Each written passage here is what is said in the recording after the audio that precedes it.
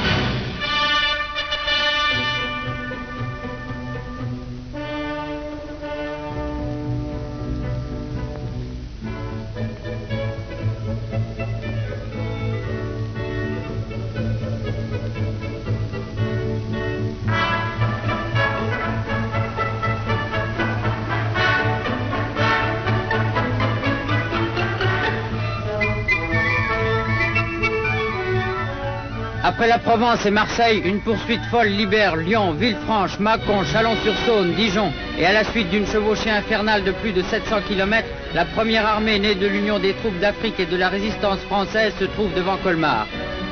Dans la neige et dans la boue, devant les résistances acharnées de l'ennemi, le général de Lattre de Tassigny continue cependant d'attaquer.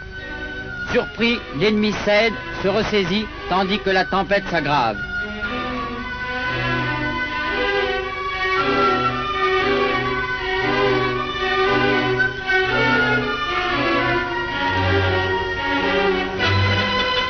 Cependant, le 2 février, Colmar est libéré dans l'enthousiasme général de la cité reconquise.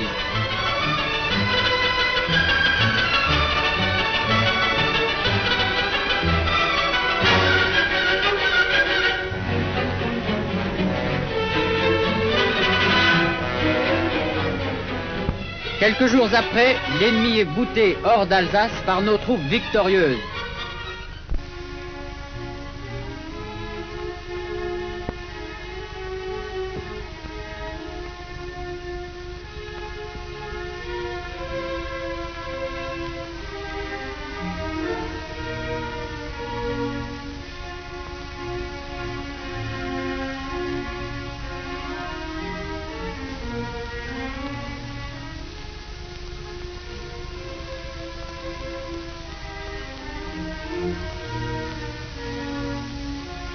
Sous la brume légère qui endeuille Paris, la dépouille du général de Lattre, escortée par des escadrons de Spahis et par 2 chars de la 2e DB, dont l'un porte le fanion de Rhin et Danube, va suivre à travers la capitale la voie triomphale qui conduit à l'Étoile, pour y recevoir l'hommage de toute la nation.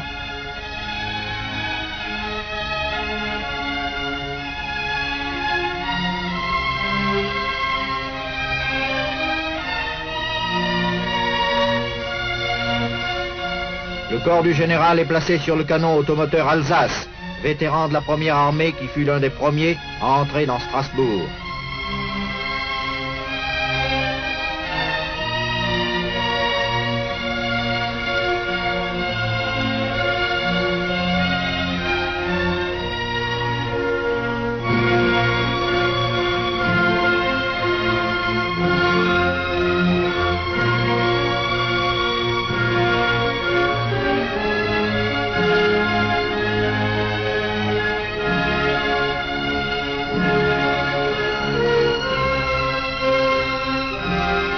Le peuple de Paris se presse à l'Arc de Triomphe.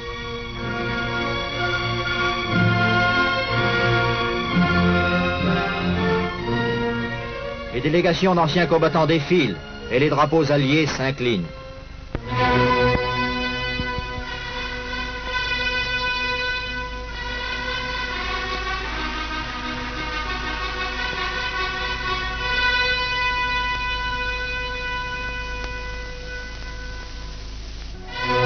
Parmi les associations d'anciens combattants, l'une est particulièrement remarquée, Rhin et Danube.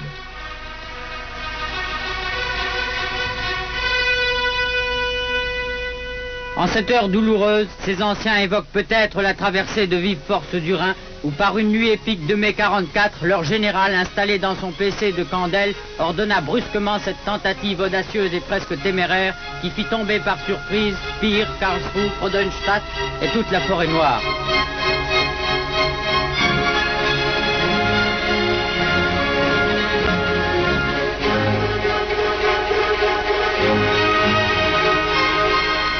N'est-ce pas lui aussi qui, par son caractère absolu en tout ce qui touche les intérêts de son pays, imposa la présence de la France à la signature de l'armistice à Berlin?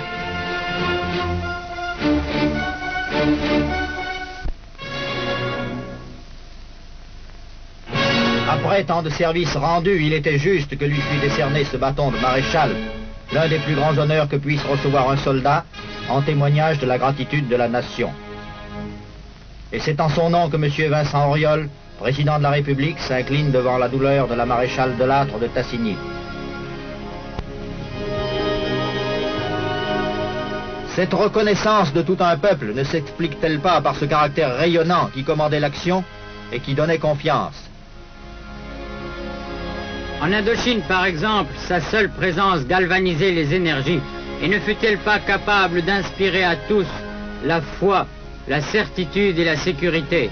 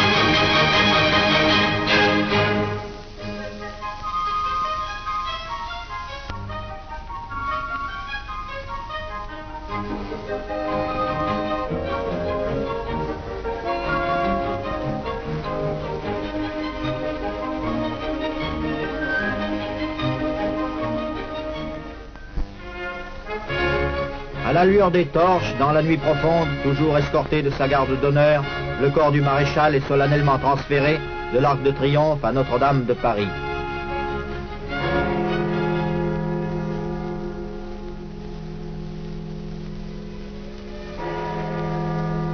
Son âme n'était-elle pas pétrie de civilisation évangélique?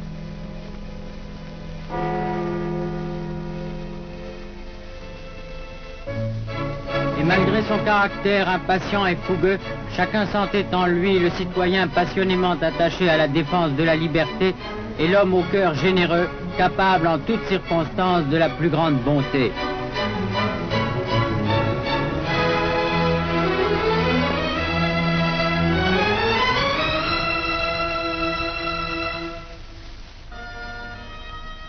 Ne savait-il pas reporter sur ces soldats blessés aux côtés de son fils, glorieusement tombé à l'ennemi, le meilleur de son attachement?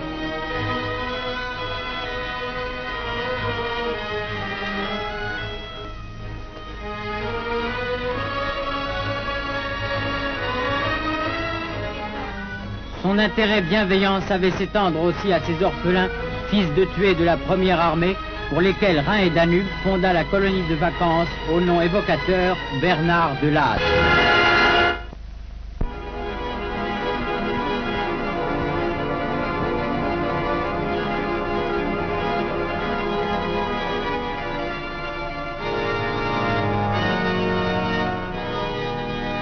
Notre-Dame, impérissable témoin qui rappelle à chaque génération les pages de gloire et de deuil de notre histoire nationale.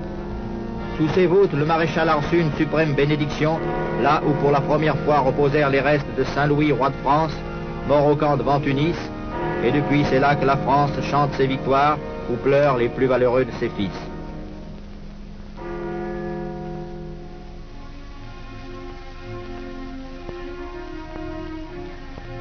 Le cortège quitte Notre-Dame et défile une dernière fois dans Paris.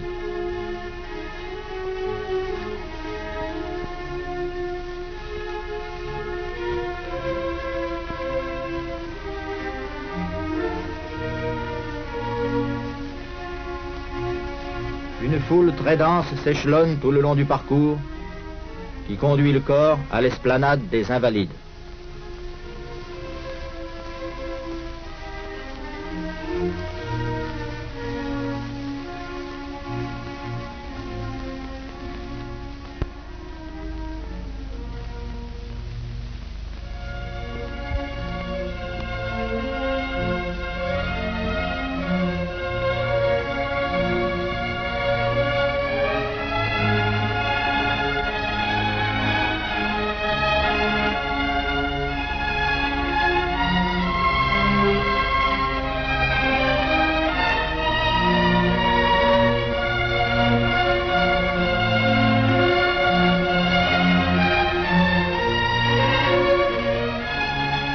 Après l'hommage du gouvernement, les forces militaires de la France, représentées par des unités qui jalonnent symboliquement la carrière du maréchal, des détachements des forces françaises en Allemagne, héritières des traditions de la première armée, et des formations alliées, lui rendent les derniers honneurs.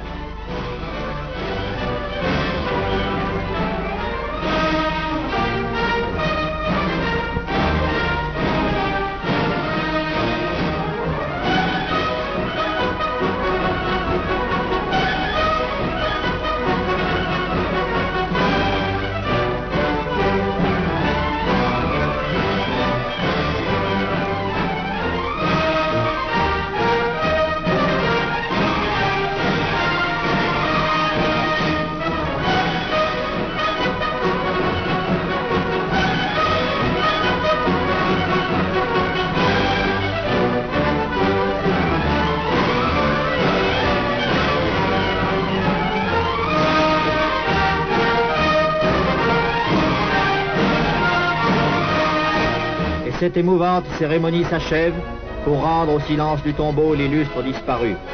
Mais pas plus que la France n'a cessé d'exister et d'avoir sa mission dans le monde, l'armée française n'a cessé de l'aider dans ce rôle. La vie et l'œuvre du maréchal de France, Jean Delattre de Tassigny, en sont le vibrant exemple.